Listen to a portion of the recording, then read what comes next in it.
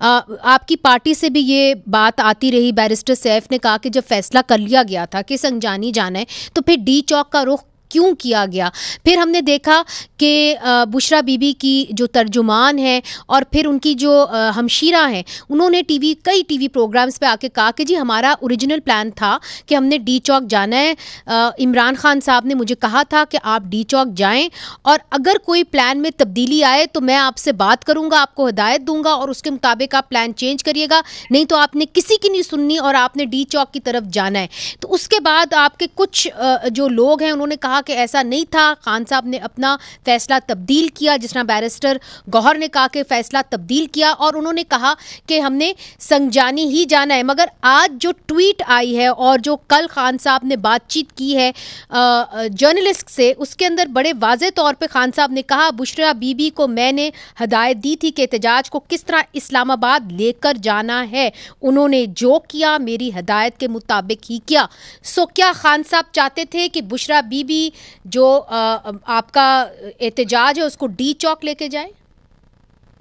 دیکھیں، پہلی بات تو یہ ہے، میں تھوڑی سی کنفیوژن جو ہے وہ جیسے آپ نے کہا میں اس کو دور کر دیتا ہوں۔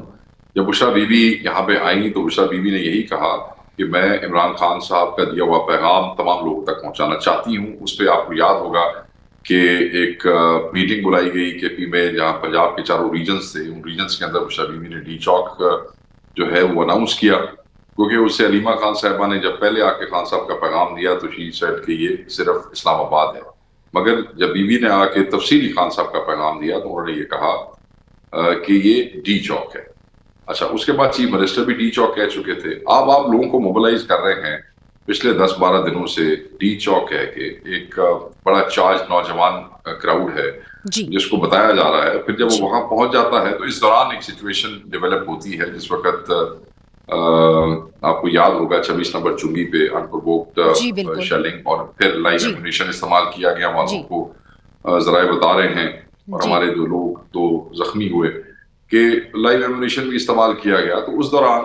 ایک ڈیولپمنٹ یہ تھی کہ بیرسٹر گوہر اور بیرسٹر سیف کو عمران خان صاحب سے ملنے کی اجازت دی گئی، وہ وہاں پہ گئے بقول ان کے keeping in view the situation. Khan صاحب یہ مان گئے تھے کہ سنجانی جانا ہے، but at the end of the day وہ پیغام کسی طریقے سے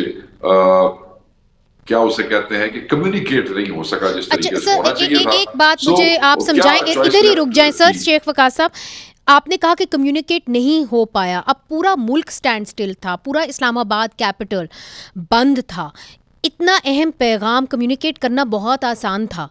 آپ لینڈ لائن پہ کال کر سکتے تھے اڈیالہ جیل، آپ کے فون لنکس اس وقت چل رہے تھے، بشرا بی بی کی نمائندے جو ہیں انہوں نے کنفرم کر دیا ہے، کیوں نہیں اتنا امپورٹنٹ پیغام جس کے تحت یہ خون خرابہ رک سکتا تھا، آپ سنجانی جا سکتے تھے؟ اڈیالہ والی بات آپ کیسے کر رہی ہیں؟ سر اڈیالہ والی بات میں نے نہیں کی، اڈیالہ والی بات میں نے نہیں کی، یہ مشال یوسف زئی نے کی ہے سر، وہ مشال یوسف زئی نے یہ بات کی ہے، میں نے نہیں کی یہ بات، یہ مشال یوسف زئی نے کی ہے۔ دیکھیں میری بات، میں مشال یوسف زئی کی صفائیاں تو نہیں دے سکتا ہوں، میں تو پارٹی کا ترجمان ہوں، میں آپ سے پارٹی کی بات کروں گا، ٹھیک ہے جی۔ پہلی بات یہ ہے کہ اس دن جب خان صاحب سے ہمارے بندوں کی ملاقات ہو جاتی ہے پھر لینڈ لائن کی کیا ضرورت ہے؟ دوسری بات یہ ہے کہ کنٹینرز اور جہاں پہ بشرا بی بی موجود تھیں وہاں ارد گرد تو کوئی ایسا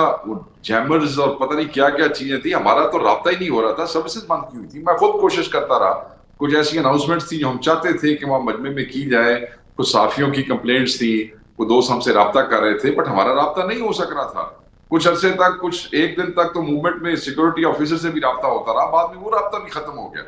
تو اس کے بعد اوریجنل پلان ڈی چوک کا ہی تھا، ڈی چوک بتایا گیا تھا تو وہ دے